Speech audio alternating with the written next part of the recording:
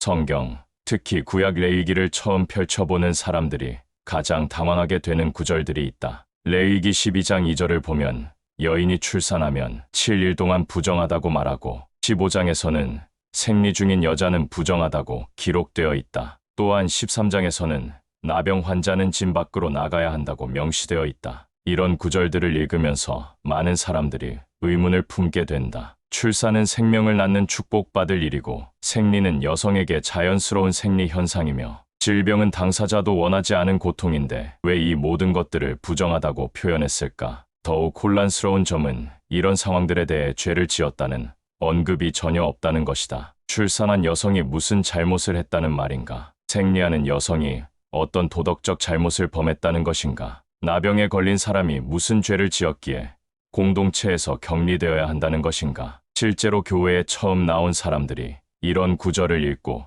충격을 받아 질문하는 경우가 많다. 어떤 여성은 이런 구절 때문에 자신의 몸이 더럽다고 여겨지는 것은 아닌지 고민하기도 한다. 또 다른 사람들은 성경이 여성을 차별하는 책이라며 등을 돌리기도 한다. 하지만 부정이라는 단어 자체가 주는 강한 부정적 이미지 때문에 많은 사람들이 자연스럽게 부정하다는 것을 더럽다, 죄스럽다는 의미로 받아들이게 되었다. 이런 오해는 수천 년 동안 지속되어 왔고 특히 여성에 대한 차별적 시각을 정당화하는 근거로 잘못 사용되기도 했다. 중세 시대에는 이런 해석을 바탕으로 여성의 출산과 생리를 죄의 결과로 보는 시각이 만연했고 현대에도 일부 종교 공동체에서는 생리 중인 여성의 종교 활동을 제한하는 경우가 있다. 과연 하나님께서 정말로 여성의 몸과 출산, 그리고 질병을 죄악시하려고 하셨던 것일까? 아니면 우리가 놓치고 있는 다른 의미가 있는 것일까? 이 의문을 해결하기 위해서는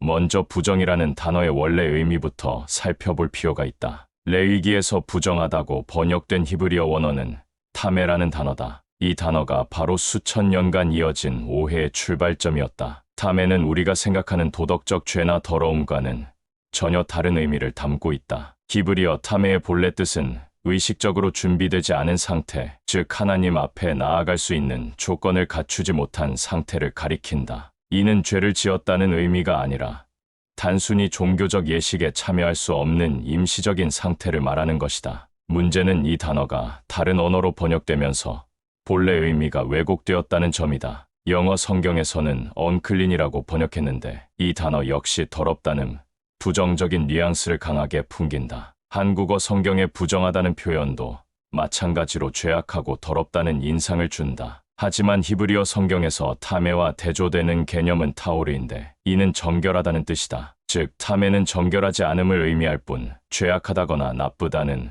의미는 전혀 담고 있지 않다. 마치 의사가 수술 전에 소독하지 않은 상태를 가리키는 것과 같다. 소독하지 않았다고 해서 그 손이 죄악한 것은 아니지만 수술을 위해서는 준비가 필요한 것이다. 실제로 구약시대 이스라엘 사람들에게 탐의 상태는 일상적인 일이었다. 죽은 동물을 만지거나 시체를 매장하거나 심지어 부부 관계를 가진 후에도 탐의 상태가 되었다. 이런 일들이 모두 죄라고 할 수는 없지 않은가. 고대 히브리어를 연구하는 학자들은 타메라는 단어가 생명과 죽음의 경계, 거룩함과 일상의 경계를 표시하는 개념이었다고 설명한다. 하나님은 생명의 하나님이시기 때문에 죽음과 관련된 모든 것들은 잠시 하나님 앞에서 물러나 있어야 했던 것이다. 그렇다면 출산과 생리는 왜 탐의 상태로 분류되었을까? 이는 다음에 살펴볼 레위기 정결법의 근본 원리와 깊은 관련이 있다. 번역된 단어 하나가 만들어낸 오해를 걷어내고 나면 전혀 다른 그림이 보이기 시작한다.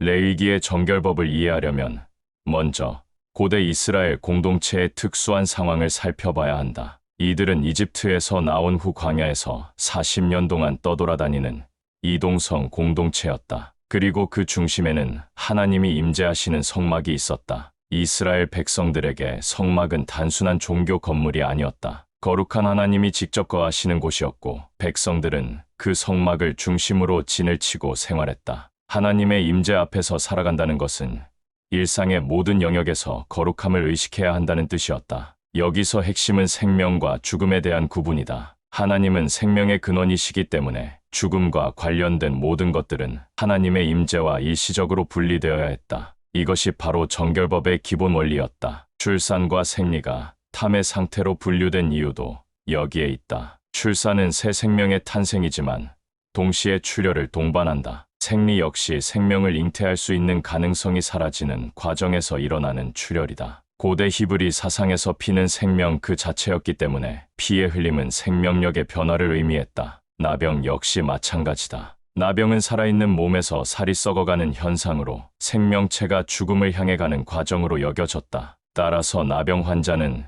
생명과 죽음의 경계선에 있는 존재로 분류되었고 하나님의 임재가 있는 공동체 중심부에서는 일시적으로 분리되어야 했다. 중요한 점은 이런 분리가 영구적이지 않았다는 것이다. 출산한 여성은 정해진 기간이 지나면 정결 예식을 통해 공동체로 돌아올 수 있었고 나병 환자도 회복되면 제사장의 확인을 받아 다시 공동체의 일원이 될 수 있었다. 레위기의 정결법은 차별을 위한 것이 아니라 거룩한 하나님 앞에 나아갈 수 있는 준비 과정이었다. 마치 왕궁에 들어가기 전에 적절한 예복을 갖춰 입는 것과 같은 개념이었다. 예복을 입지 않았다고 해서 그 사람이 나쁜 사람은 아니지만 왕 앞에 나아가기 위해서는 적절한 준비가 필요한 것이다. 이렇게 보면 정결법은 생명과 죽음을 구별하고 거룩함과 일상을 구분하는 상징적 체계였다. 하나님께서 여성의 몸이나 질병을 죄악시하신 것이 아니라 당신의 거룩함을 백성들이 올바르게 인식하도록 도우신 것이었다. 고대 이스라엘 사회에서 부정한 사람은 죄인이 아니라 일정 기간 의식적으로 공동체와 분리된 자였다. 이는 도덕적 비난이나 처벌이 아닌 하나님의 거룩 앞에 나아가기 전 준비 기간이었다. 실제 사례들을 보면 이 차이가 명확해진다. 출산한 여성은 33일 또는 66일 동안 부정 상태에 있었지만 그 기간이 끝나면 정결 예식을 통해 공동체로 돌아왔다. 시체를 만진 사람은 저녁까지 부정했지만 물로 씻으면 정결해졌다. 생리 중인 여성 역시 7일 후 자연스럽게 정결 상태로 돌아왔다. 나병 환자의 경우도 마찬가지였다. 레위기 14장을 보면 나병이 나은 후 제사장이 확인하면 복잡한 정결 예식을 거쳐 공동체로 복귀할 수 있었다. 이 예식에는 새 2마리와 백향목, 홍색 실, 우슬초 등이 사용되었는데 이는 생명의 회복을 상징하는 의미였다. 중요한 점은 이 모든 과정이 시간이 지나면서 자연스럽게 회복되는 상태였다는 것이다. 죄와는 달리 특별한 회개나 용서를 구할 필요가 없었다. 단지 정해진 절차를 따르고 시간이 흐르면 되었다. 반면 실제 죄는 전혀 다르게 다뤄졌다. 도둑질을 했다면 훔친 것의 배를 갚아야 했고 거짓 증언을 했다면 동일한 벌을 받아야 했다. 살인을 저질렀다면 생명으로 갚아야 했다. 이런 죄들은 시간이 지난다고 자동으로 해결되지 않았다. 하지만 많은 사람들이 이 둘을 혼동하게 된 이유가 있다. 부정이라는 번역어가 주는 부정적 뉘앙스 때문에 마치 죄를 지은 것처럼 느껴졌기 때문이다. 또한 부정 상태에서는 성막에 가까이 갈 수 없었기 때문에 이를 하나님께서 그 사람을 싫어하신다는 의미로 잘못 해석하기도 했다. 레위기의 부정은 죄를 벌하려는 규정이 아니라 생명을 존중하기 위한 간격이었다. 하나님은 죄인을 쫓아낸 것이 아니라 준비되지 않은 자를 기다리셨다. 이런 관점에서 보면 정결법은 배제의 논리가 아닌 포용의 논리였다. 모든 사람이 적절한 준비를 거쳐 하나님 앞에 나아올 수 있도록 길을 열어놓으신 것이었다. 레위기의 정결법을 읽다 보면 마치 여성에게만 불리한 규정들이 있는 것처럼 보인다. 출산과 생리에 관한 조항들이 눈에 띄기 때문이다. 하지만 실제로는 남성에게도 동일한 원리가 적용되었다. 레위기 15장을 자세히 보면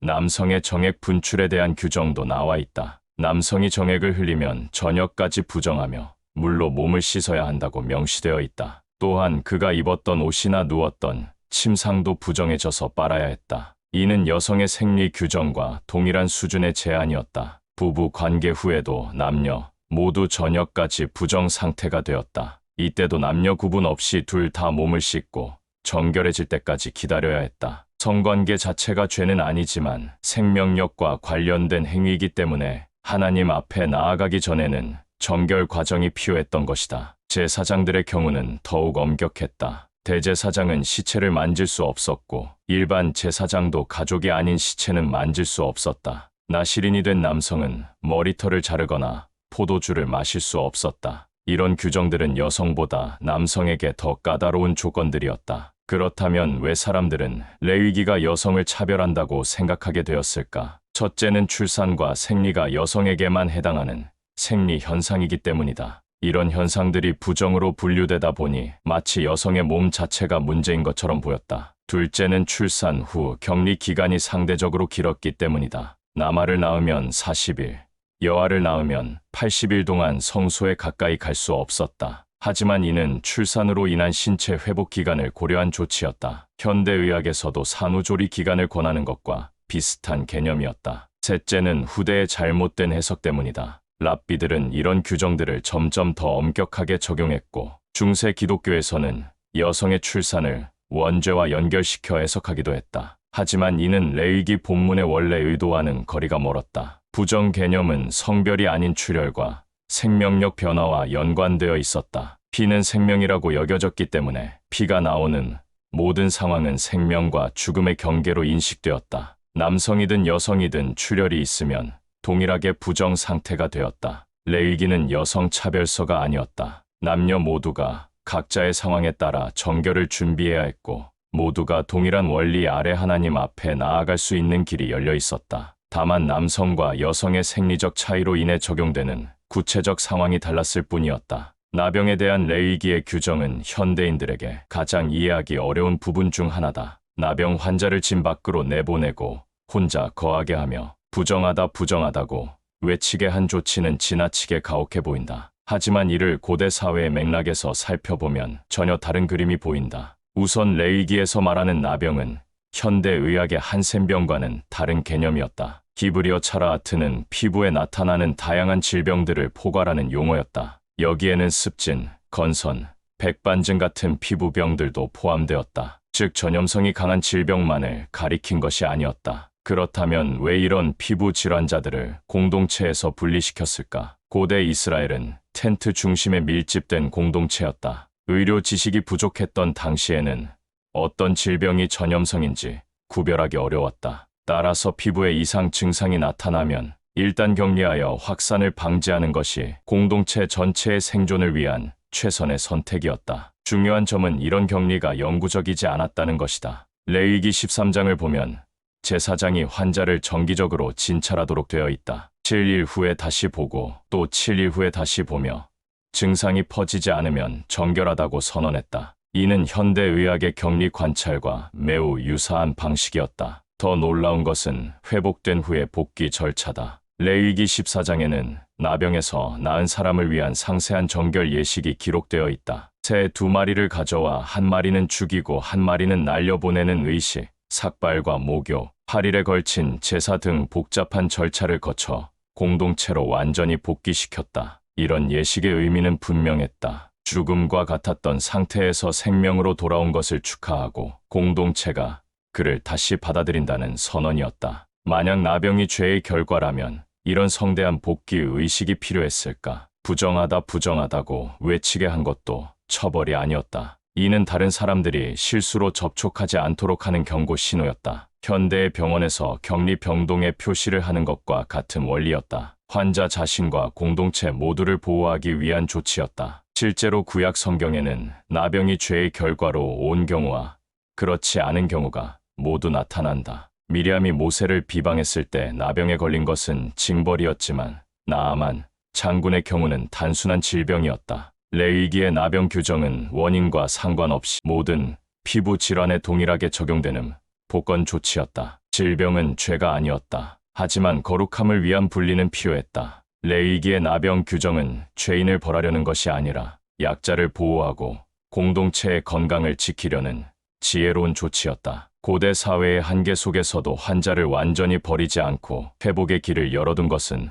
오히려 진보적인 사고였다. 현대를 살아가는 우리에게 레위기의 정결법은 어떤 의미가 있을까? 3500년 전의 규정들이 오늘날에도 여전히 유효한 교훈을 담고 있는 것일까? 먼저 레위기는 부정을 통해 인간의 제한성을 가르친다. 아무리 의로운 사람이라도 출산, 생리, 질병, 죽음과 같은 생명의 현실 앞에서는 하나님 앞에 나아가기 전 준비가 필요했다. 이는 인간이 언제나 완전한 상태에 있을 수 없다는 겸손한 인식을 심어준다. 현대 과학과 위생 기준으로 보면 레위기의 일부 규정들이 구시대적으로 느껴질 수 있다. 하지만 핵심은 과학적 정확성이 아니라 하나님 앞에 나아가는 태도와 구별의 중요성에 있다. 거룩한 하나님을 만나기 위해서는 적절한 준비와 마음가짐이 필요하다는 원리는 지금도 유효하다. 생명의 신비에 대한 경외감도 중요한 교훈이다. 레이기는 출산과 생리를 단순한 생물학적 현상이 아니라 생명과 죽음이 맞닿은 신비로운 영역으로 보았다. 현대 의학이 발달했다고 해서 생명 탄생의 경이로움이나 인간 몸의 신비가 사라지는 것은 아니다. 또한 공동체에 대한 책임감을 배울 수 있다. 개인의 상태가 공동체 전체에 영향을 미칠 수 있다는 인식, 나 혼자만이 아니라 함께 살아가는 사람들을 배려해야 한다는 생각은 오늘날에도 중요하다. 최근 팬데믹을 겪으면서 개인의 건강 관리가 공동체 전체의 안전과 직결된다는 사실을 다시 한번 확인했다. 레이기의 정결법에서 가장 중요한 것은 회복과 복귀의 가능성이었다. 아무리 심각한 부정 상태라도 영구적이지 않았고 적절한 과정을 거치면 언제든 공동체로 돌아올 수 있었다. 이는 절망적인 상황에 처한 사람도 포기하지 않고 희망을 품을 수 있다는 메시지를 준다. 현대 사회에서도 질병이나 어려운 상황으로 인해 소외감을 느끼는 사람들이 많다. 레이기의 원리에 따르면 이런 사람들을 영구히 배제하는 것이 아니라 적절한 도움과 시간을 통해 다시 공동체의 일원으로 받아들여야 한다. 무엇보다 레이기는 죄를 정죄하려는 책이 아니라 생명을 구별하는 책이었다. 하나님의 거룩함과 인간의 일상을 구분하되 그 구분이 차별이나 정죄가 아닌 준비와 성장의 과정이 되도록 했다. 그 시대의 방식으로 하나님을 경외한 사람들의 지혜를 엿볼 수 있다. 오늘날 우리에게도 하나님 앞에 나아갈 때의 경건함, 생명에 대한 경외심, 공동체에 대한 책임감, 회복에 대한 희망은 여전히 필요한 덕목들이다. 형식은 달라져도 그 정신은 계승해야 할 가치가 있다. 레위기의 정결법을 이해하고 나면 신약에서 예수님이 하신 일들이 얼마나 혁명적이었는지 깨닫게 된다. 예수님은 레위기가 세운 경계선을 직접 넘나들며 새로운 길을 보여주셨다. 가장 인상적인 사건 중 하나는 12해 동안 혈루증을 앓던 여인의 이야기다. 마가복음 5장에 따르면 이 여인은 레위기의 규정에 따라 12년 동안 부정한 상태로 살아야 했다. 그 누구도 만질 수 없었고 만지는 사람까지 부정해질 위험이 있었다. 하지만 예수님은 이 여인이 자신의 옷자락을 만졌을 때 꾸짖지 않으셨다. 오히려 따라 내 믿음이 너를 구원하였다고 선언하셨다. 더욱 놀라운 것은 예수님께서 직접 나병 환자를 만지신 일이다. 마태복음 8장에서 나병 환자가 예수님께 나아왔을 때 예수님은 손을 내밀어 그를 만지며 내가 원하노니 깨끗함을 받으라고 하셨다. 레위기의 규정에 따르면 나병 환자를 만진 사람은 부정해져야 했다. 하지만 예수님은 부정해지지 않으셨고 오히려 나병 환자가 깨끗해졌다. 이런 사건들은 단순한 치유 기적을 넘어서는 의미가 있다. 예수님은 정결하지 않은 자에게 다가가시며 하나님의 거룩을 사람에게 확장시키셨다. 레위기에서는 부정한 것이 정한 것을 더럽혔지만 예수님에게서는 거룩함이 부정한 것을 정결하게 만들었다. 사마리아 여인과의 만남도 마찬가지다. 당시 유대인들은 사마리아인들을 부정한 존재로 여겼고 특히 우물가에서 혼자 물을 길러온 여인은 사회적으로도 소외된 인물이었다. 하지만 예수님은 그 여인과 대화하시며 생수에 대해 말씀하셨다. 예수님의 이런 행동들은 레위기의 정결법을 무시한 것이 아니었다. 오히려 그 법이 지향했던 본래 목적을 완성하신 것이었다. 레위기의 부정이 말하는 제한과 경계, 예수님은 당신의 몸으로 직접 뚫고 오셨다. 십자가 위에서 예수님이 죽으실 때 성전 휘장이 위에서 아래로 찢어진 사건도 같은 맥락이다. 지성소와 성소를 구분하던 휘장, 즉 거룩한 곳과 일반인들을 분리하던 경계가 사라진 것이다. 이제는 누구든지 예수님을 통해 하나님 앞에 담대히 나아갈 수 있게 되었다. 히브리서 기자는 이를 새로운 살 길이라고 표현했다. 예수님의 살과 피를 통해 열린 새롭고 산 길. 이 길을 통해 우리는 참 마음과 온전한 믿음으로 하나님께 나아갈 수 있다고 했다. 부정했던 몸이 예수님 안에서 가장 먼저 회복되었다. 출산으로 부정해진 여성, 생리로 격리된 여인, 나병으로 쫓겨난 환자들이 예수님께 나아와 치유와 회복을 경험했다. 거룩은 거리두기가 아니라 회복의 시작이었다.